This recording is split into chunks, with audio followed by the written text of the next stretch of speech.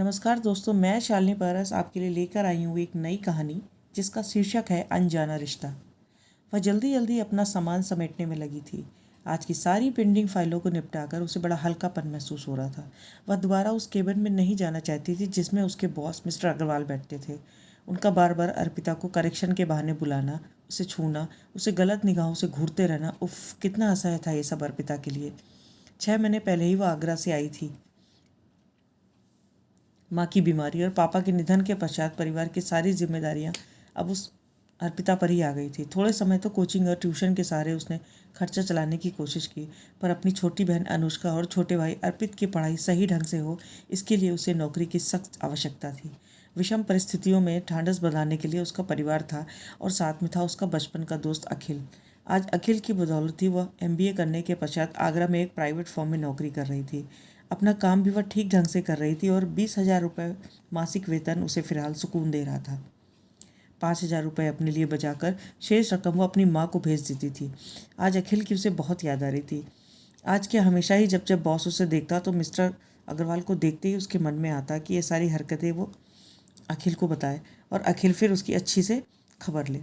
पर जो सोचा जाता है वो संभव हो जाए ऐसा आवश्यक नहीं है। नया शहर, नई नौकरी और उस पर अर्पिता का अकेले अपने परिवार से दूरियों गर्ल्स हॉस्टल में रहना, यह सभी परिस्थितियां फिलहाल उसे वह सब कुछ सहन करने के लिए विवश कर रही थी जो वह नहीं करना चाहती थी। उस दिन तो मिस्टर अग्रवाल ने हद ही कर दी। किसी फर्म के कागज़ पर साइन लेने के बहाने जब अर्पिता उनके कैबिन में बुलाई गई तो उन्होंने साइन करने के लिए पेन मांगा और अर्पिता ने जब उसे अपना पेन देना चाहा तो उसने पेन के बहाने उसका हाथ पकड़ लिया। वो तो भला हो मिस्टर राकेश का, जो इन वक्त पर वहाँ पहुँच गया और बॉस से तुरंत उसका हाथ छुड़ाना पड़ा। लंपट व्यक्ति की यह प्रवृत्ति होती है कि अकेले में चाहे वह राक्षस बन जाए, पर समाज में उसको स्वयं की छवि देवता स्वरूप ही पसंद होती है और अपनी इस छवि को बरकरार रखने के लिए वह किसी भी हद तक जा सकता है, किसी के भी चरित्र पर प्रश्न चिन्ह लगा सकता है। मिस्टर राकेश ने वह कागज अर्पिता के हाथ से लेकर स्वयं यह कार्य करवाने का इशारा किया और उसे केबिन से बाहर जाने के लिए कहा। अर्पिता पहले ही घबरा गई थी। मिस्टर राकेश के आने के तुरंत बाद वो केबिन से बाहर आ गई और पानी पीने के बहाने अपना सारा अपमान और क्रोध अपने अंदर कर लिया। उस घटना के बाद से अर्पिता की हमेशा से यही कोशिश होती कि उसे केबिन में न जाना पड़े, पर बॉस तो बॉस है ना। काम पड़ने पर वो अर्पिता को बुलाते और उसे जाना ही पड़ता था। पर एक बात थी कि उस दिन के बाद से अर्पिता थोड़ा सा सतर्क हो गई थी और उसने मन ही मन सोच लिया था कि अगर बॉस ने दोबारा ऐसी हरकत की तो वह स्वयं उनका मुंहतोड़ जवाब देगी, फिर चाहे उसकी नौकरी रहे या न रहे। अपने आत्मसम्मान को गिरवी रखकर वह काम नहीं करना चाहती थी। तभी शायद किसी मीटिंग के लिए मिस्टर अग्रवाल ने अर्पिता को बुलावा भेजा। कल शाम को 5 बजे मीटिंग होनी थी। पास के एक होटल में इसकी व्यवस्था की गई थी और उसकी जिम्मेदारी मिस्टर राकेश और अर्पिता पर थी। अर्पिता को उस दिन घर जाना था अपनी माँ से मिलने और उसका मन भी हो रहा था अखिल से बात करने के लिए, पर यह सब कैसे मैनेज होगा, अर्पिता मन ही मन सोचकर परेशान हो रही थी। मिस्टर राकेश शायद उसकी मनोस्थिति को समझ रहे थे। उन्होंने उनके पास जाकर कहा, मिस अर्पिता, आपको चिंता करने की ज़रूरत नहीं है, मैं सब संभाल लूँगा। अर्पिता ने मुस्कुराकर उन्हें धन्यवाद दिया। पता नहीं, पर अक्सर अर्पिता जब मुसीबत में होती तो मिस्टर राकेश न जाने कहाँ से आ जाते और उसे परेशानी से निकाल लेते थे। मीटिंग शुरू होने में अभी 5 मिनट शेष थे। सारी तैयारियां पूरी हो चुकी थी और बॉस भी आ चुके थे। सभी लोग मीटिंग हॉल में अपनी अपनी सीटों पर बैठ चुके थे, पर क्या, बॉस ने जानबूझकर अर्पिता की सीट अपने बगल वाली सीट के पास रखी थी। अर्पिता को अपने बॉस की यह हरकत इतनी नागवार गुजरी कि वह मीटिंग में जाने के लिए अंदर गई ही नहीं।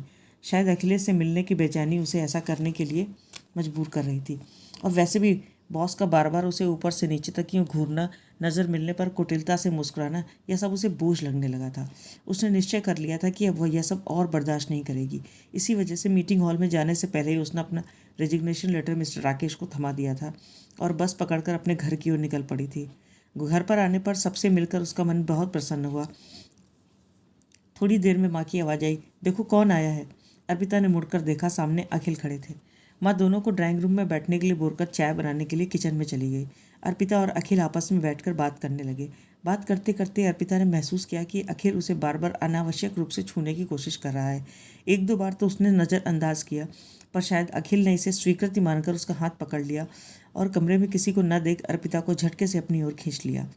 अर्पिता इस स्थिति के लिए बिल्कुल तैयार नहीं थी। अखिल की इस हरकत से वह क्रोध में भरकर बोली, ये क्या बदतमीजी है, तुम्हें शर्म नहीं आती ऐसी हरकत करते हुए। अखिल ने कुटिलतापूर्वक हंसी के साथ उसे देखा और कहा, क्यों, मैंने इतना कुछ तुम्हारे लिए किया और क्या तुम बदले में मुझे कुछ नहीं दोगी? तुम्हें क्या लगा मैं ऐसे ही तुम्हारी मदद कर रहा हूँ? मैंने तुम्हें और तुम्हारे परिवार को इतनी खुशियाँ दी तो तुम्हें भी तो मुझे खुश रखना चाहिए। आओ और मुझे खुश करो, मैं तुम्हें और अच्छी जगह नौकरी दिलवा दूंगा। अर्पिता ने जब यह सब सुना तो उसके होश उड़ गए।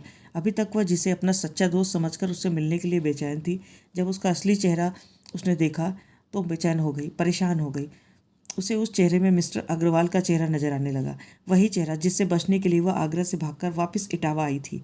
अपने क्रोध को संयत करते हुए उसने अपने आप को अखिल से छुड़ाया और सामने पड़ी कुर्सी में जाकर बैठ गई।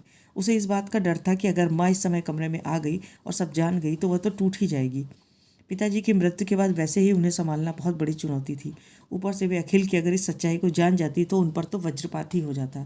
खैर 5 मिनट के बाद माँ चाय लेकर आई और तीनों ने साथ में बैठकर चाय पी। इस दौरान अर्पिता ने एक बार भी अखिल की ओर नज़रें उठाकर नहीं देखा। अखिल की नज़रें उस पर थी, इस बात को वह महसूस कर रही थी।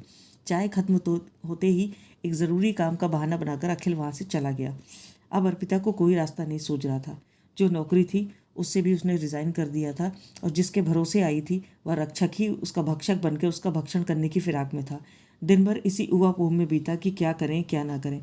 अंत में जब माँ और छोटे भाई बहन का चेहरा देखा तो वह मजबूर होकर दूसरे दिन आगरा के लिए निकल पड़ी। सोच रही थी क्या कहूँगी बॉस से, मेरा लेटर तो मिस्टर राकेश ने उन तक पहुँचा ही दिया होगा। खैर नियत समय पर ऑफिस पहुंचकर जब उन्होंने देखा तो सब कुछ वहाँ सामान्य था। किसी ने उससे कुछ नहीं पूछा। बॉस भी आज शायद कहीं बाहर गए थे क्योंकि वो अपनी कुर्सी पर नहीं थे।